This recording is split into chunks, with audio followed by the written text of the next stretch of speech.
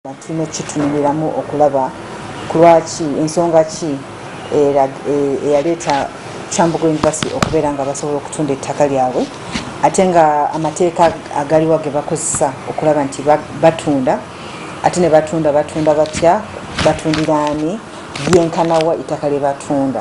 Kati nga ku musango gwa Kyambogo twafuna omusango ogwo era ne tuwandikira ministry era ne balwa ne tugiwaako kopi e Kyambogo nga tukitwalidde akulira e Kyambogo kubanga bwe balina otuyamba n'okunoonyereza kuno kubanga bwe balina ebiwandiiko bwe balina engeri ki emusango ebintu bwe boogeddeko mu misango biki bituufu oba biki bye bamanyiiko ebiwandiiko ki bye balina ne basobola otubuulirako ekikwatagana n'omusango ogwo. Nobody is above the law. Once you succumb to the harm of the law, you must pay for it, irrespective of what level of governance you are in. So nobody should say, because I am a minister, I can do this or that. Everything must be put in the right perspective.